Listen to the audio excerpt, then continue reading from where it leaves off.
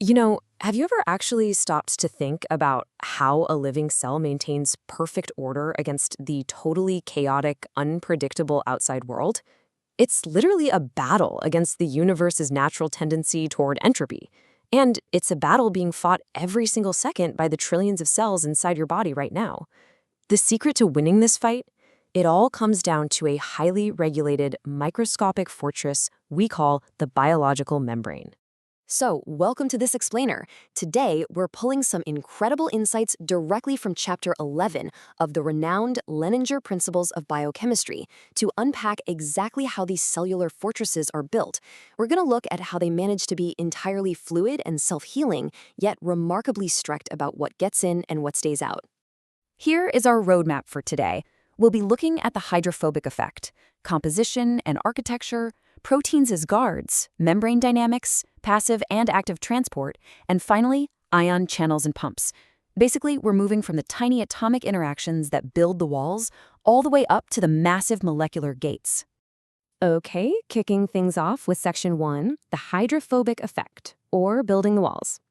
Believe it or not, the integrity of your entire cellular structure relies on a deep-seated fear of water.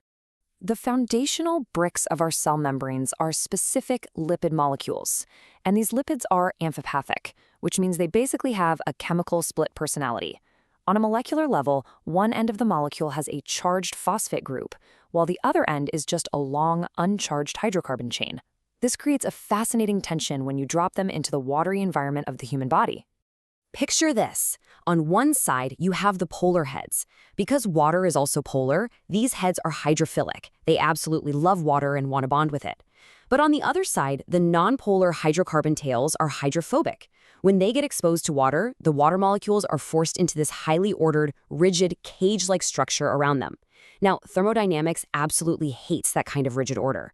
So to increase the entropy or disorder of the surrounding water, the tails cluster together to escape the moisture. We call this collective escape the hydrophobic effect, and it is the massive thermodynamics driving force behind the entire membrane structure. Watching this self-assembly happen is amazing. If you just have free fatty acids, they're kind of wedge-shaped, right? So they pack into tiny spherical clusters called micelles, hiding their tails inside.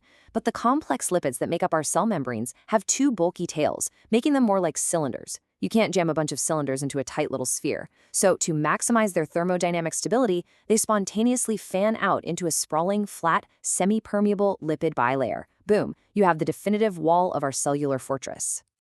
Moving right along to Section 2, composition and architecture. Let's look at the actual macro design of this lipid bilayer. The craziest thing here is that this fortress wall isn't rigid like concrete. It is incredibly pliable. Why? Well, a lot of those lipid tails contain unsaturated fatty acids, which basically puts permanent kinks or bends in their structure. Those kinks keep the lipids from packing too tightly and freezing solid. It acts exactly like a biological antifreeze. This immense flexibility is an absolute game changer because it allows the cell to grow, change shape, and even divide perfectly in two without ever shattering. But hey, a solid wall is pretty useless if you can't interact with the outside world. That brings us to Section 3, proteins as cellular guards.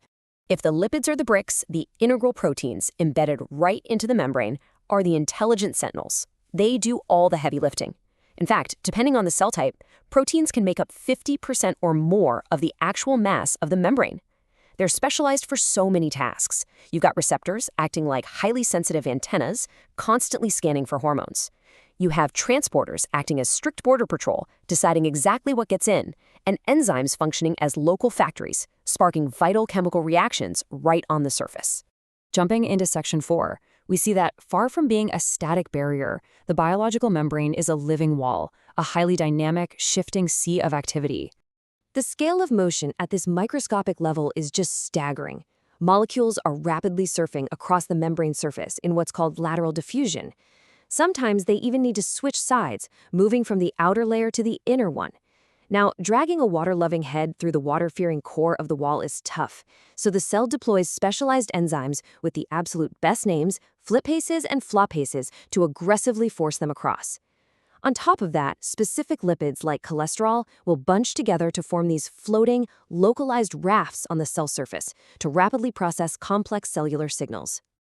It can also dynamically change shape completely. It can pinch outward or absorb external vesicles inward, seamlessly acting as a fluid gateway for massive biological payloads.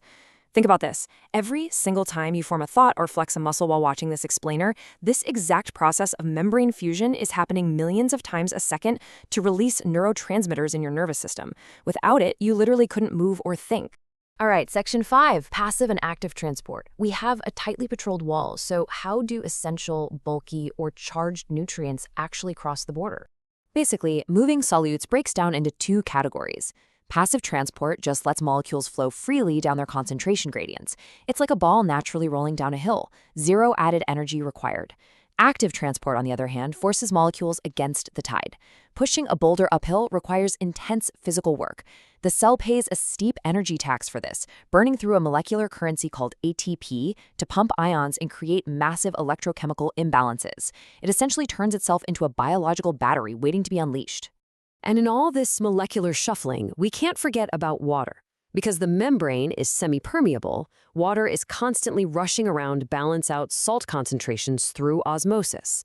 And the stakes here are incredibly high. If you drop a red blood cell into a hypertonic, salty fluid, it rapidly loses water and shrinks into a dangerous state called crenation. If you drop it into a hypotonic, diluted fluid, water aggressively rushes in until the cell literally pops under the pressure, an explosive event called hemolysis.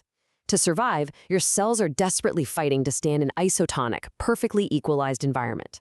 Which leads us perfectly into our final stop, section 6, ion channels and pumps. To manage these dramatic shifts, the fortress relies on incredibly specialized gates.